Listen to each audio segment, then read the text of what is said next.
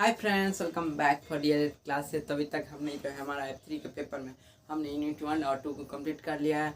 और हमारा यूनिट 3 जो है ना उसका भी जो हमारा जो उसका जो पहला पॉइंट है उसके बारे में हमने पढ़ लिया है। आज हम उसका जो दूसरा पॉइंट है जो हमारा जो है प्रारंभिक बच्चों की जो बाल केंद्रित शिक्षा का क्या अर्थ है, बच्चों में बाल केंद्रित होने का क्या अर्थ है, उसके बारे में पढ़ेंगे। देखिए, बच्चों में पाठचर्या को बाल केंद्रित होने का क्या अर्थ है। तो पाठचर्या को बाल केंद्रित, देखिए बाल केंद्रित मतलब क्या हो, कोई ऐसा पॉइंट बालकों को पॉइंट मानकर पढ़ाना चाहिए। क्यों? एक पॉइंट से देखिए, एक ही पॉइंट से बालक को अगर बच्चों को अगर पॉइंट मान के अगर आप केंद्र मानकर पढ़ा रहे हैं, जो मुझे जिधर से भी आप कुछ करें, लेकिन आप क्या पढ़ें, बच्चों का विकास हो। अगर आप जिस साइड से आप पढ़ा रहे हो, अगर मान के चलिए हमारा यहाँ पे मैं पॉइंट देता हूँ, यानी यहाँ मान के चलिए ये बच्चा है, आप इधर ये बच्चों का आपको विकास करना। अब बच्चों को कैसे, यानी बच्चों को आप यहाँ पे जो हमारा ये चाइल्ड हो गया, आप इसे सेंटर मान रहे हो।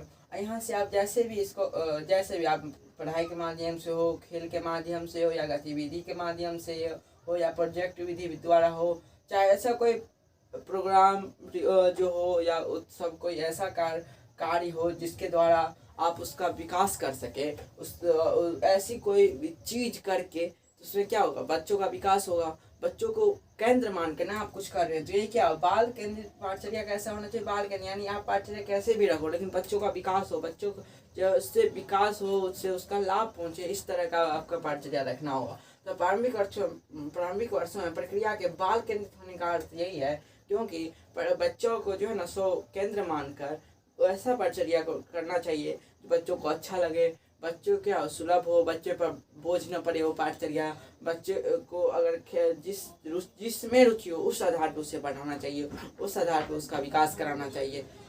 तो यही होता है बाल केंद्रित पाठचर्या का बाल केंद्रित होने का अर्थ। तो प्रारंभिक वर्षों में प्रक्रिया के बाल केंद्रित होने का क्या अर्थ है।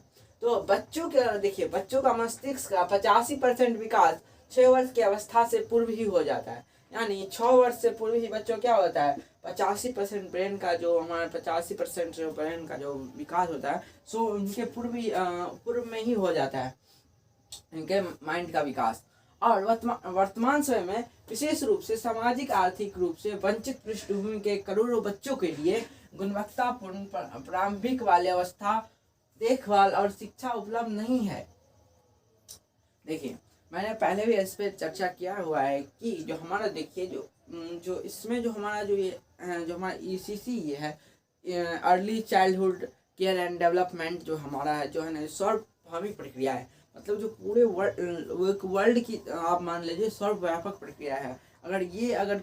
इसका कहाँ है, इसका जो पहुँच है, सो बहुत सारे ऐसे जगह हैं जहाँ पे जो हमारा जो देश के जो शिक्षा है वो सब भी बहुत वहाँ तक नहीं, मतलब सर्वव्यापक नहीं हो पाया है। लेकिन ECC जो है सब सर्वव्यापक है, ये सभी जगह है। इसमें इन्होंने ये अडॉप्ट किया है ECC के तहत, जो हमारे प्रारंभिक बच्चों का जो शिक्षा है ना उसको। वर्तमान समय में सामाजिक आर्थिक रूप से वंचित पृष्ठभूमि के करोड़ों बच्चों के लिए गुणवत्तापूर्ण प्रारंभिक बाल्यावस्था और शिक्षा उपलब्ध नहीं है। अभी क्या है, जो हमारे जो वंचित, जो हमारे आर्थिक रूप से सामाजिक रूप से कमजोर वर्ग हैं, उनके बच्चों के लिए जो है ना सो प्रारंभिक बाल्यावस्था और देखभाल और शिक्षा जो है ना, जो हमारे early childhood care and development की जो फैसिलिटी है ना वो उपलब्ध नहीं है। इसलिए ECCE में निवेश करने से इसकी पहुंच देश के सभी बच्चों तक हो सकती है, जिससे सभी बच्चों को शैक्षिक प्रणाली में भाग लेने का, तरक्की करके समान अवसर मिल सकेंगे।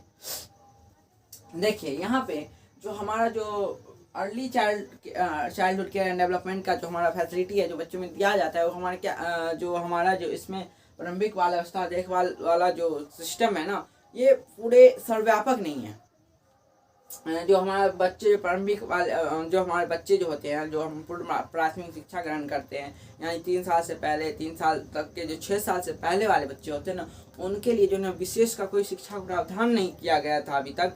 जो किया गया था ना वो सर्वव्यापक नहीं था, वो जो था सो सिमट के रह गया था। यानी जो धनी व्यक्ति हैं, जो आर्थिक रूप से मजबूत वर्ग है ना, उनके लिए था। लेकिन जो कमजोर वर्ग हैं, जो गरीब परिवार से आते हैं, जो सामाजिक आर्थिक रूप से दोनों रूप से कमजोर है, उनके लिए कुछ जो ऐसी व्यवस्था नहीं थी, ऐसा उपलब्ध नहीं था। लेकिन अब ऐसा होगा, उसके बाद देखिए इसी CE को में मुख्य रूप से लचीली, बहुआयामी, बहुस्तरीय, खेल आधारित, गतिविधि आधारित और खोज आधारित शिक्षा को शामिल किया गया। इसी CE में कैसा शिक्षा शामिल किया गया है?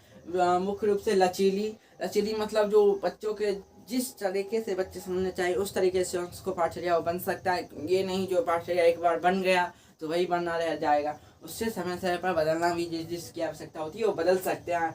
और बहुआयामी होता है जो मतलब सर्वव्यापक हो, मतलब सिर्फ उसको पढ़ाने पर जोर ना देने हो, उसके जो समाज की जो उसके जो फ्यूचर में आने वाली समस्याएं हो, उसके जो परिवार में आने वाली समस्या है, जो मतलब जो उसके जो फ्यूचर में जितने भी समस्याएं हैं उसको उससे डील करना हो, उसका शारीरिक विकास हो, उसका मानसिक विकास हो, उसका अच्छी तरह से जो पोषण होती है, ये सब क्या हुआ? सब बहुआयामी हुआ, बहुस्तरीय हुआ, जो मतलब हर एक स्तर पर इसका हर एक अवस्था में हर एक स्तर पर अच्छे से विकास हो। खेल आधारित विकास, गतिविधि आधारित विकास और खोज आधारित शिक्षा शामिल किया गया है इसी CE में।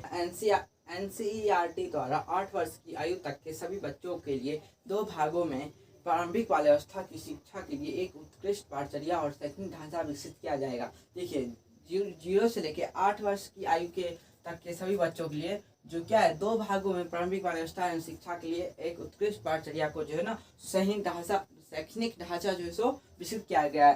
पहला ढांचा जो है सो जो है 0 से 3 वर्ष के बच्चों के लिए है, ये एक अलग ढांचा है प्रारंभिक बाल्यावस्था के लिए। उसके बाद हमारा जो है और दूसरा जो है ये पहला स्तर हुआ, ये दूसरा ढांचा हुआ। तो 3 से 8 वर्ष आयु के बच्चे को जितने हों उनके लिए अलग से जो है क्या है प्रारंभिक ढांचा जो है पाठचर्या का जो तैयार किया गया है।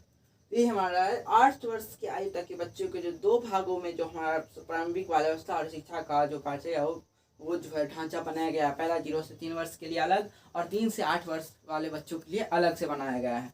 तो उसके बाद हमारा देखिए जो हमारा बाल केंद्रित होने का जो अर्थ है, जो क्या है प्रक्रिया बाल केंद्रित होने का प्रारंभिक वर्षों में वो कंप्लीट हो चुका है।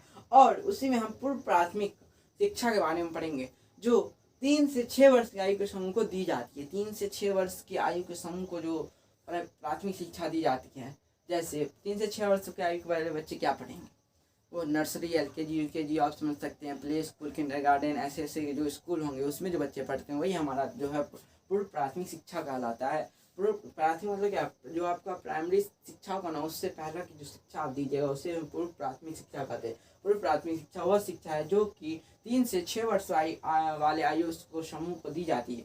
3 से 6 वर्ष की आयु समूह को दी जाती है। यह औपचारिक शिक्षा का प्रथम चरण। ये क्या है औपचारिक शिक्षा? तो 2 प्रकार के होते हैं, अनौपचारिक औपचारिक। ये क्या औपचारिक जो कहीं पे जाके जो कहीं किसी निश्चित स्थान पे दी जाती है, क्या औपचारिक शिक्षा हुई है। या औपचारिक अगर क्वेश्चन में पूछेगा तो औपचारिक शिक्षा का जो प्रथम चरण क्या हुआ, आप क्या बताइएगा? औपचारिक शिक्षा का प्रथम चरण आप बताइएगा। औपचारिक शिक्षा का प्रथम चरण होता है पूर्व प्राथमिक शिक्षा।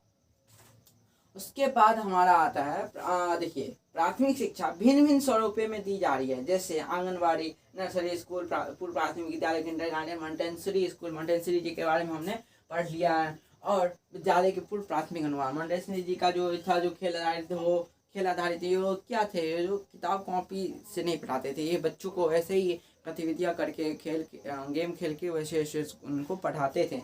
यही हुआ हमारा मॉन्टेसरी द्वारा विद्यालय के पूर्व प्राथमिक अनुभाग जो होता है, जैसे नर्सरी, LKG, UKG हो गया, इस सब के द्वारा जो क्या होता है पूर्व प्राथमिक शिक्षा दी जाती है। उसके देखिए पूर्व प्राथमिक शिक्षा के क्या उद्देश्य होते हैं। पूर्व प्राथमिक आप ही सोचिए पूर्व प्राथमिक शिक्षा क्या उद्देश्य है। अगर बच्चे अगर पढ़ना शुरू कर रहा है तो उसे पढ़ना बोझ ना लगे, आगे जाके उस दोनों में सामंजस्य स्थापित हो, जो अभी जो पढ़े उसमें थोड़ा थोड़ा उनको हेल्प मिलती रही जो आगे पढ़े। तो ये समय क्या पूर्व प्राथमिक शिक्षा का उद्देश्य हुआ, एक ऐसे बाल अनुरूप वातावरण का निर्माण करना जहाँ सभी बच्चे अपना महत्व समझे। वह बच्चे क्या अपना महत्व समझे, अपने आप को सम्मानित व सुरक्षित महसूस करे। आप उसे हीन भावना से नहीं देखिए, आप उसको क्या है उसे आप जो है ना हम जो हमेशा धुतकारिए मत, उसे सम्मानित कीजिए, उसे सुरक्षित महसूस कराइए और स्वयं के प्रति सकारात्मक भाव रखिए। अगर आप उससे क्वेश्चन गलत भी हो रहा है तो आप उसे बैठे ऐसे ऐसे डांट देते तो क्या होता है, मैं अब जवाब ही नहीं दूंगा। उसमें क्या निगेटिव भावना जो अपने प्रति जो उसके प्रति जो है अपने प्रति निगेटिव भावना जो होती है, निगेटिव सोच उत्पन्न होने लगती है कि जो मेरा हमेशा जो सवाल है जो जवाब है वो गलत हो जाता है, इसलिए मैं जवाब नहीं दूंगा। अगर जवाब नहीं देगा वो सोचेगा नहीं, उसका विकास नहीं होगा। इसलिए आप ऐसा उसका माहौल क्रिएट करिए जैसे सुरक्षित महसूस करे, अपने आप सकारात्मक भाव रखें और बच्चे में बेहतर स्वास्थ्य, खुशहाली, पोषण, स्वच्छता एवं स्वास्थ्य संबंधित अच्छी आदतों के लिए मजबूत नींव डालना। अब बच्चों में बेहतर स्वास्थ्य के लिए, खुशहाली के लिए, पोषण के लिए, स्वच्छता के लिए, स्वास्थ्य के लिए, सेहत के लिए संबंधित अच्छी आदतों के लिए जो मजबूत नींव डालना। अगर अच्छी आदतें रहेगा अगर बच्चों में, तो क्या होगा, उसका स्वास्थ्य बेहतर रहेगा, वो खुशहाल रहेगा, उसका पोषण अच्छा रहेगा, वो स्वच्छ रहेगा, स्वतंत्र रहेगा। जैसे जैसे हमारे इसकी जो अच्छी आदतें हैं उसमें बच्चे शुरू से ही डेवलप किया जाए।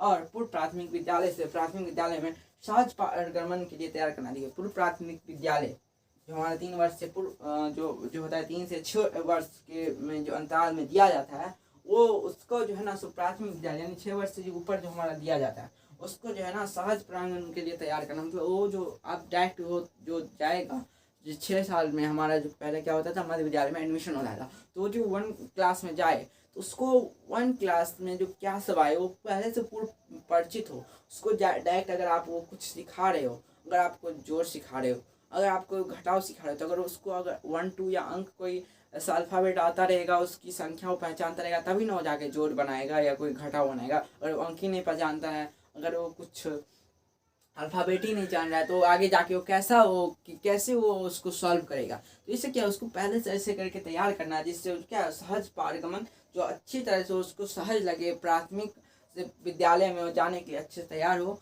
क्योंकि अभी क्या होता है, जो प्राथमिक विद्यालय में बच्चे आते हैं तो जो यहाँ से जो नहीं सीखे रहते हैं ना, ये वाला जो उनको काम जो पहले करना चाहिए पूर्व प्राथमिक विद्यालय में, सो आके वो प्राथमिक विद्यालय में सीखते हैं। जो जैसे ऐसा नहीं होना चाहिए, उन्हें आप पूर्व प्राथमिक विद्यालय में सिखा देना चाहिए, या फिर पूर्व प्राथमिक विद्यालय से उन्हें जो क्या है प्राथमिक विद्यालय के लिए ऐसा बनाना चाहिए उनको जो सहज हो उनके लिए, जो उनको जो अच्छा उनके जो फ्यूचर में उनके आने वाला है 1 क्लास 2 क्लास में, वो उन्हें नर्सरी LKG UKG से ही सिखा के दिया जाना चाहिए। अभी भी है हमारा नर्सरी LKG UKG आंगनबाड़ी ऐसे करके, लेकिन जो हमारा जो व्यापक रूप से सर्वव्यापक रूप से हमारा जो है सरकारीकरण आप एक तरह से कह सकते हैं, उस टाइप के जो हम सर्वव्यापक हो इसी के तहत जो है ना सो नहीं है। क्या है, अब प्ले स्कूल है, उसमें बच्चे क्या जाते हैं, गरीब का बच्चा तो पढ़ने नहीं जाता है, उसमें जो जिसके मम्मी पापा अच्छे कमाते हैं, वो जो जीविका उपार्जन अच्छे से कर पाते हैं, उन्हीं के बच्चे जा पाते हैं प्ले स्कूल।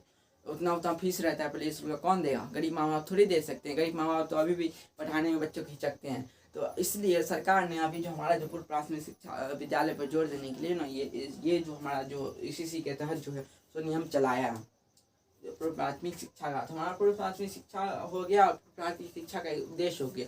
अब जो हमारा अगला टॉपिक है, इस अगले वाले वीडियो में उस पर चर्चा करेंगे। अगर वीडियो अच्छा लगा हो तो लाइक कर दीजिएगा, कमेंट कर दीजिएगा वीडियो पे, और इस वीडियो को अपने फ्रेंड सर्कल में जो है ना सो शेयर कर दीजिएगा। बाय, स्टे ट्यून्ड, फिर मिलेंगे नेक्स्ट वीडियो में, बाय।